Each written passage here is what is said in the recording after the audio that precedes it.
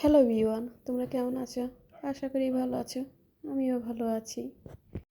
তো আজকে রান্না করব আইড় মাছের তরকারি। তো এখানে আমি নিয়েছি হলুদের গুঁড়ো, ধনিয়া গুঁড়ো আর লবণ দিয়ে মাখিয়ে নিয়েছি। এখন ভালোভাবে তেল আসছে, তারপর মাছগুলো ছেড়ে দিয়েছি। আমি একসাথে সবগুলোই দিয়েছি, কারণ এখানে মাছ ভাঙবে না, যেহেতু কড়াইটা ভালোভাবে আসছে। তো এর জন্য ভয় ছিল না, সবগুলাই একসাথে দিয়েছি। কিন্তু একসাথে এতগুলো দেওয়া দরকার নেই, ভেঙে যেতে পারে। অল্প অল্প ভাজলেই ভালো হয়। তো মাছগুলো আমি ভেজে নেব। আর যারা মাছ ভেজে না খেতে চাও তারা এইভাবেই দিতে পারো, ঝুলে ছেড়ে। যেহেতু আমি মাছ একটু ভেজেই খাই, তো ওইভাবে খেতে আমার বেশি একটা ভালো লাগে না। আর কি মাছ ভেজে রান্না করলে তরকারির টেস্টটা ভালো আসে, আর এইভাবে রান্না করলে তরকারির টেস্টটা তো ভালো আসতে চায় না, যেহেতু আদা রসুন দিই না এখানে। তো মাছ ভাজা শেষ। মাছ ভাজা তেলের মধ্যেই এখন জিরা তেজপাতা দেব। আর এখানে নিয়েছি আলু, বেগুন, কপি, আর এখানে লাউ শাকের ডাঁটা। ওই ডাঁটা না, এটা ছিল পাতার মধ্যে যে ডাঁটাটা থাকে, আমি ওই ডাঁটাটা নিয়েছি। ওইটা মানে গলতে সময় লাগে না, তাড়াতাড়ি হয়ে যায়, খেতেও ভালো লাগে, আঁশ নেই কোনো।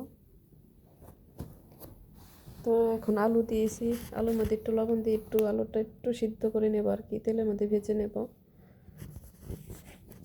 তারপর দিয়ে দিব বেগুন, কপি অল্পই নিয়েছি কপি।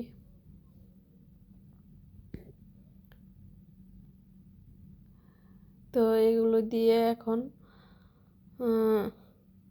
সব মশলা দিয়ে দিব। এগুলা যা রোজকার মশলা যেগুলি, ধনিয়ার গুঁড়ো, হলুদের গুঁড়ো, আর লবণ, কাঁচামরিচ আর মরিচের গুঁড়ো দেব, শুকনো মরিচের। শুকনো মরিচের গুঁড়োটা কম দিয়েছি, বেশি লাল লাল করব না, যেহেতু আমি এই যে ডাঁটা দিয়েছি শাকের, এর জন্য অত লাল লাল করব না। তো এখন আমি ভালোভাবে কষিয়ে নেব। আমি একটু জল দিয়েছি যাতে মশলা না পুড়ে যায়, তো জল দিয়ে ভালোভাবে কষিয়ে নিতেছি। এই তরকারিটা খেতে এই কষানোটার মধ্যে দিয়ে আর কি টেস্টটা আসে। তো তোমরা চেষ্টা করবে এই তরকারিটা আনাজগুলো ভালোভাবে কষিয়ে নিতে, তাহলে খেতে ভালো লাগবে। তো এখন এই ডাঁটাগুলো দিয়ে দেবো, যেহেতু এগুলো নরম পাতার ওখানকার ডাঁটা।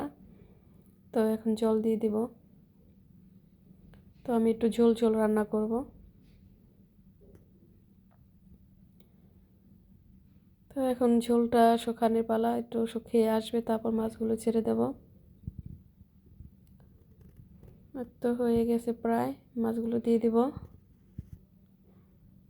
আর যারা মাছ ভাজা খাওয়া মানে খেতে চাও না, তারা এইভাবেই মাছটা ছেড়ে দিতে পারো, ওটাও ভালো লাগবে।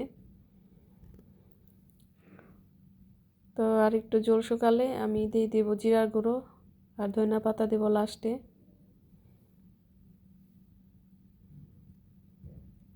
তো হয়ে গেছে প্রায়, এখন জিরার গুঁড়ো দিয়ে ধনিয়া পাতা দিয়ে নামিয়ে ফেলবো।